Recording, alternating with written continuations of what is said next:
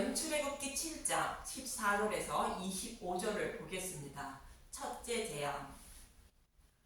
모세와 아론이 바로 앞에서 지팡이를 던져 뱀이 되게 했는데 애굽의 요술사들도 뱀이 되게 했다는 것입니다. 아론의 지팡이는 우리의 목자이신 예수님을 모형하는 것으로 우리의 모든 죄를 지신 예수님의 모습이 아론의 지팡이가 뱀이 된 모습이라 말씀드렸습니다. 그리고 애굽 요술사들도 지팡이로 뱀이 되게 한 것은 다른 복음을 전하는 자들이 뱀이라는 의미이며 다른 복음으로 아담과 하와를 유혹한 뱀의 모습이 애굽 요술사들과 같다는 뜻인 것입니다. 그런데 아론의 지팡이가 요술사들의 지팡이를 삼켰다는 것은 창세기 3장 15절의 말씀대로 여자의 후손으로 오실 예수님이 뱀의 머리를 밟은 모습의 모형이라 말씀드렸습니다. 즉 예수님이 십자가에서 죽으시고 부활하심으로 사탄이 지옥불에 던져지게 된 것을 모형으로 말씀하고 있는 것입니다. 그래서 예수님의 죽으심과 부활인 복음의 말씀을 믿는 자는 구원을 얻지만 믿지 않는 자는 심판을 받게 된다는 말씀이 오늘 본문의 말씀인 것입니다. 그럼 본문 14절에서 16절을 보겠습니다. 출애굽기 7장 14절 첫째 재앙 물이 피가 되다. 여호와께서 모세에게 이르시되 바로의 마음이 완강하여 백성 보내기를 거절하는도다. 아침에 너는 바로에게로 가라. 보라, 그가 물 있는 곳으로 나오리니 너는 나일 강가에 서서 그를 맞으며 그 뱀이 되었던 지팡이를 손에 잡고 그에게 이르기를 히브리 사람의 하나님 여호와께서 나를 왕에게 보내어 이르시되 내 백성을 보내라. 그러면 그들이 광야에서 나를 섬길 것이니라 하였으나 이제까지 내가 듣지 아니하는도다. 요술사들의 지팡이를 삼킨 표적을 보고도 바로가 이스라엘 백성을 보내지 않자 그 뱀이 되었던 지팡이를 손에 잡고 바로에게 보내게 됩니다. 그 뱀이 되었던 지팡이는 예수님의 죽으심과 부활을 상징하는 복음의 말씀을 말하고 있습니다. 그런데 이 지팡이로 나일강을 치면 피로 변한다고 이어지는 17절은 말하고 있습니다. 출애굽기 7장 17절 여호와가 이같이 이르노니 내가 이로 말미암아 나를 여호와인 줄 알리라. 볼지어다 내가 내 손의 지팡이로 나일강을 치면 그것이 피로 변하고 나일강의 고기가 죽고 그 물에서는 악취가 나리니 애굽 사람들이 그 강물 마시기를 싫어하리라 하라. 여기서 나일강 물이 피로 변한다는 의미는 두 가지가 있습니다. 한 가지는 뒤에서 말씀드리고 먼저 한 가지는 심판을 상징하는 것으로 예수님의 죽으심과 부활인 복음의 말씀을 믿지 않으면 심판을 받는다는 뜻인 것입니다. 이 말씀의 의미를 요한계시록 16장 1절에서 4절은 잘 설명하고 있는데 15장 1절부터 보겠습니다. 계시록 15장 1절 또 하늘에 크고 이상한 다른 이적을 보매 일곱 천사가 일곱 재앙을 가졌으니 곧 마지막 재앙이라. 하나님의 진노가 이것으로 마치리로다. 마지막 재앙인 대접 재앙이 어떤 의미인지 출애굽한 이스라엘 백성들이 홍해를 건너는 모습을 기억해 보라는 의미로 말씀해 주고 있는데 이어지는 2절을 보겠습니다. 계시록 15장 2절 또 내가 보니 불이 섞인 유리 바다 같은 것이 있고 짐승과 그의 우상과 그의 이름의 수를 이기고 벗어난 자들이 유리 바다 가에 서서 하나님의 검은 벌을 가지고 여기서 짐승과 그의 우상과 그의 이름의 수는 666표를 받은 자들을 말하는데 그들을 이기고 벗어난 자들이라는 것은 뱀이 하와를 유혹하여 선악과를 먹고 타락하게 만든 것처럼 복음의 말씀에 누룩과 꿀을 넣어 전하여 다른 복음을 따르도록 하려는 거짓 선지자의 말을 따르지 않는 자들을 말하고 있는 것입니다. 이들을 이기고 벗어난 자들의 모습을 출애굽한 이스라엘 백성들이 홍해를 건넌 모습을 통하여 요한계시록에서는 말씀하고 있는 것입니다. 그런데 이스라엘 백성들은 마른 땅으로 홍해를 건넜는데 이들의 모습을 불이 섞인 유리바다를 건넜다고 말하는 것입니다. 즉 불은 지옥불의 심판을 말하는 것인데 이들은 지옥불에 빠지지 않고 지옥불을 건너 생명을 얻게 되었다고 말하고 있는 것입니다. 이 말씀은 우리가 받을 지옥불의 심판을 대신 받으신 예수님을 믿는 자는 지옥불의 심판을 받지 않고 불 위에 놓여진 유리 다리를 건너 생명을 얻게 되었다는 뜻인 것입니다. 그렇지 않고 다른 복음을 전하며 따르고 있는 자들은 애국 군사들이 홍해에 수장된 것처럼 지옥불에 던져짐을 말하는 것입니다. 이렇게 불이 섞인 유리 바다를 건너 생명을 얻는 자들이 홍해를 건넌 이스라엘 백성들처럼 하나님을 찬양한다고 이어지는 3절에서 4절은 말합니다. 계시록 15장 3절 하나님의 종의 노래 모세의 어린 양의 노래를 불러 이르되 주 하나님 곧 전능하신 이시여 하시는 일이 크고 놀라우시로다. 만국의 왕이시여 주의 길이 의롭고 참되시도다. 주여 누가 주의 이름을 두려워하지 아니하며 영화롭게 하지 아니하오리까. 오직 주만 거룩하시니이다. 주의 의로우신 일이 나타났으며 만국이 와서 주께 경배하리이다 하더라. 복음의 말씀을 믿어 생명을 얻은 자들이 구원의 은혜에 감사하는 찬양을 부르는 모습을 말하는데 이어지는 5절 이하는 이스라엘 백성이 마른 땅으로 홍해를 건넌 후 애굽의 군사들을 심판하는 모습을 그리고 있습니다. 계시록 15장 5절 또 2일 후에 내가 보니 하늘의 증거 장막의 성전이 열리며 7 재앙을 가진 7 천사가 성전으로부터 나와 밝고 빛난 세마포 옷을 입고 가슴에 금띠를 띠고 네 생물 중에 하나가 영원토록 살아계신 하나님의 진노를 가득히 담은 금 대접 7을 그 7 천사들에게 주니 하나님의 영광과 능력으로 말미암아 성전에 연기가 가득 차매 7 천사의 7 재앙이 마치기까지는 성전에 능히 들어갈 자가 없더라. 밝고 빛난 세마포 옷을 입고 가슴에 금띠를 띤 분은 예수님으로 자신의 백성을 모두 구원하신 다음에 예수님을 믿지 않고 다른 복음을 따르는 자들을 심판하게 됩니다. 그래서 이어지는 16장에서는 심판을 시작하게 됩니다. 1절에서 2절을 보겠습니다. 계시록 16장 1절 진노의 7 대접 또 내가 들으니 성전에서 큰 음성이 나서 7 천사에게 말하되 너희는 가서 하나님의 진노의 7 대접을 땅에 쏟으라 하더라. 첫째 천사가 가서 그 대접을 땅에 쏟음에 짐승의 표를 받은 사람들과 그 우상에게 경배하는 자들에게 악하고 독한 존귀가 나더라.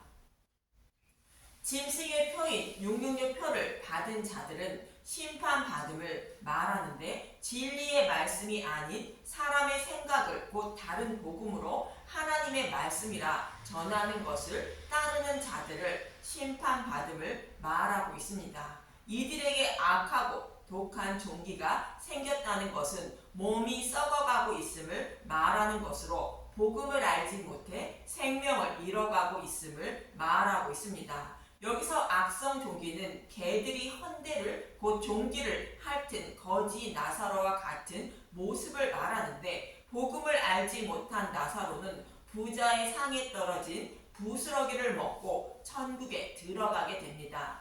여기서 부자의 상에서 떨어진 부스러기는 유대인들이 율법만 먹고 율법 속에 감추인 복음을 부스러기 취급한 것을 말하며 나사로는 그 부스러기인 복음의 말씀을 먹고 헌대를 곧 종기를 치료받아 천국에 들어간 것입니다. 이처럼 악하고 독한 종기가 생겼다는 것은 복음을 알지 못해 생명을 잃어가고 있음을 말하고 있습니다. 곧 심판을 받을 처지에 놓여 있는 것입니다. 그리고 이어지는 3절에서 4절을 보겠습니다. 계시록 16장 3절 둘째 천사가 그 대접을 바다에 쏟음에 바다가 곧 죽은 자의 피같이 되니 바다 가운데 모든 생물이 죽더라. 셋째 천사가 그 대접을 강과 물 근원에 쏟음에 피가 되더라.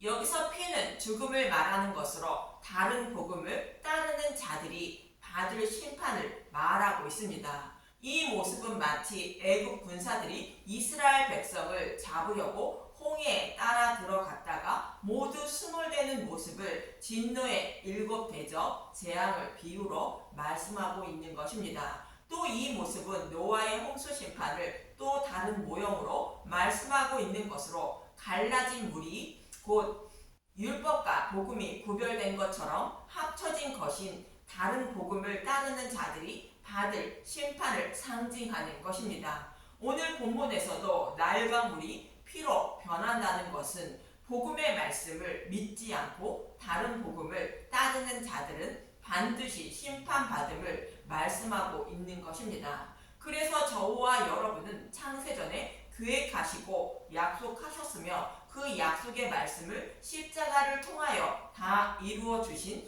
예수님의 죽으심과 부활만 전하고 믿어야 생명을 얻는다고 말씀하고 있는 것입니다. 그런데 다른 복음을 따르는 자들이 이렇게 심판받는 것은 당연하다고 이어지는 5절에서 7절은 말하고 있습니다. 계시록 16장 5절 내가 들으니 물을 차지한 천사가 이르되 전에도 계셨고 지금도 계신 거룩하신 이여 이렇게 심판하시니 의로우시로다. 그들이 성도들과 선지자들의 피를 흘렸으므로 그들에게 피를 마시게 하신 것이 합당하니이다 하더라. 또 내가 들으니 제단이 말하기를 그러하다. 주 하나님 곧 전능하신 이시여 심판하시는 것이 참되시고 의로우시도다 하더라. 성도들과 선지자들의 피를 흘렸다는 것은 여호와께 돌아오라는 수많은 선지자들과 여호와께 돌아온 하나님 백성들을 핍박하고 죽였다는 것입니다. 바로가 여호와께 돌아가지 못하도록 이스라엘 백성에게 많은 고난과 핍박을 했던 모습과 같습니다. 이러한 자들을 심판하는 것이 합당하며 의롭고 참되다고 말하는 것입니다. 이처럼 창세전에 계획하시고 약속하셨으며 때가 참에 약속의 말씀대로 여자의 후손으로 예수님이 오셔서 약속하신 말씀을 십자가를 통하여 다 이루어 주신 것을 믿는 사람은 지옥불에 들어가지 않고 생명을 얻지만 그렇지 않고 이 말씀에 누룩과 꿀을 넣은 것을 따르거나 우상을 섬기는 자들은 반드시 심판받음을 말씀하고 있는 것입니다. 이러한 말씀을 전하기 위하여 모세와 아론이 바로 앞에서 나일강 물을 피로 변하게 하는 것인데 이어지는 본문 20절에서 22절을 보면 알 수 있습니다. 출애굽기 7장 20절 모세와 아론이 여호와께서 명령하신 대로 행하여 바로와 그의 신하의 목전에서 지팡이를 들어 나일강을 치니 그 물이 다 피로 변하고 나일강의 고기가 죽고 그 물에서는 암치가 나니 애굽 사람들이 나일강 물을 마시지 못하며 애굽 온 땅에는 피가 있으나 애굽 요술사들도 자기들의 요술로 그와 같이 행함으로 바로의 마음이 완악하여 그들의 말을 듣지 아니하니 여호와의 말씀과 같더라. 모세와 아론만 나일강 물을 피로 변하게 하는 것이 아니라 애굽 요술사들도 동일하게 피로 변하게 했다는 것입니다. 그럼 나일강의 의미를 알기 위하여 에스겔서 29장 2절에서 5절을 보겠습니다.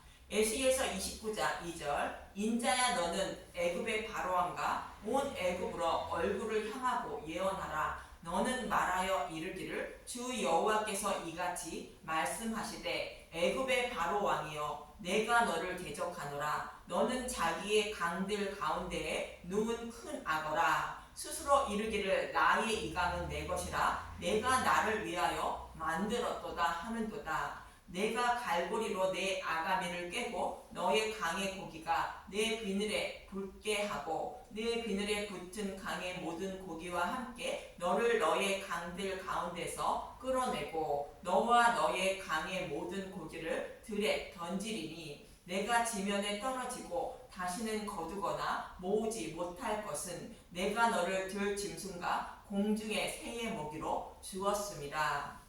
애굽왕 바로는 나일강에 누운 큰 악어라는 것으로 다른 복음을 전하는 사탄을 상징하고 있습니다.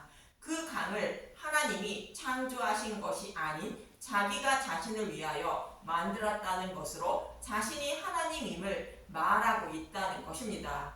즉 자신이 전하는 말씀을 따라야 심판받지 않는다고 다른 복음을 전하고 있는 사탄을 말하고 있는 것입니다. 그래서 다른 복음을 전하고 따르고 있는 이들을 심판하신다는 것입니다.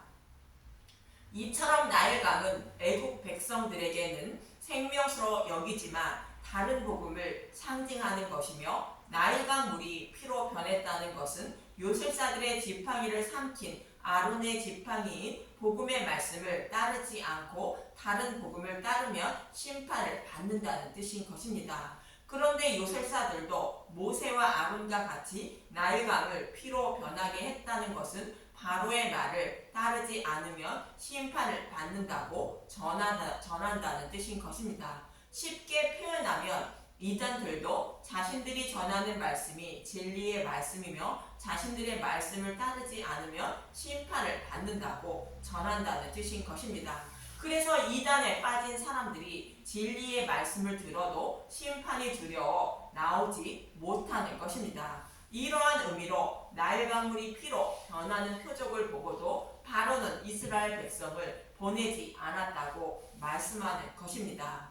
사도 바울은 우리의 생명을 살리는 것은 율법 조문으로 하지 않고 영으로 한다고 고린도후서 3장 5절에서 6절은 말하고 있습니다. 표준 세번역으로 보겠습니다. 고린도후서 3장 5절. 우리는 이런 일을 할 수 있는 자격이 우리에게서 나왔다고는 생각하지 않습니다. 우리의 자격은 오직 하나님께로부터 나옵니다. 하나님께서 우리에게 새 언약의 일꾼이 되는 자격을 주셨습니다. 이 새 언약은 문자로 된 것이 아니라 영으로 된 것입니다. 문자는 사람을 죽이지만 영은 사람을 살립니다. 사도 바울과 제자들이 복음을 전하는 것은 우리의 생명을 살리는 말씀이 무엇인지 하나님이 알고 깨닫게 하시고 복음을 전하는 복음 전도자들의 자격을 주셨다는 것입니다. 그래서 복음을 전하는데 율법으로 말씀으로 기록된 성경의 말씀 그대로 전하는 것이 아니라 영으로 된 것인 복음의 말씀을 전한다는 것입니다. 모든 성경은 예수님에 대하여 기록되어 있다고 예수님이 말씀하신 것처럼 성령이 오셔서 예수님에 대하여 알고 깨닫게 하신 그 복음의 말씀만 전해야 한다는 뜻으로 문자 그대로 보고 전하는 말씀을 따르면 생명을 죽이지만 성령께서 깨닫게 하신 복음의 말씀을 생명을 살리게 된다는 것입니다. 그래서 사도 바울은 자신이 생명처럼 여기고 있었던 율법을 배설물로 여기고 생명을 얻기 위하여 오직 복음의 말씀만 전하며 따르고 있다고 말하는 것입니다. 빌립보서 3장 7절. 그러나 무엇이든지 내게 유익하던 것을 내가 그리스도를 위하여 다 해로 여길 뿐더러 또한 모든 것을 해로 여김은 내 주 그리스도 예수를 아는 지식이 가장 고상하기 때문이라. 내가 그를 위하여 모든 것을 잃어버리고 배설물로 여김은 그리스도를 얻고 그 안에서 발견되려 함이니 내가 가진 의는 율법에서 난 것이 아니요 오직 그리스도를 믿음으로 말미암는 것이니 곧 믿음으로 하나님께로부터 난 의라.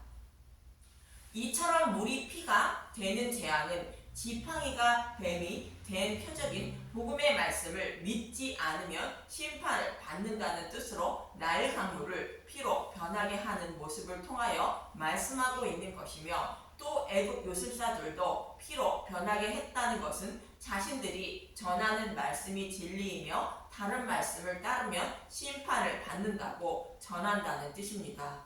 저와 여러분도 사도 바울처럼 무엇이 진리이며 생명의 말씀인지 성경의 말씀을 통하여 알고 깨달아 다른 복음을 전하는 자들을 유혹에 넘어가지 마시고 오직 진리의 말씀만 먹고 들으셔서 생명을 얻는 분들이 되시길 간절히 기도드립니다.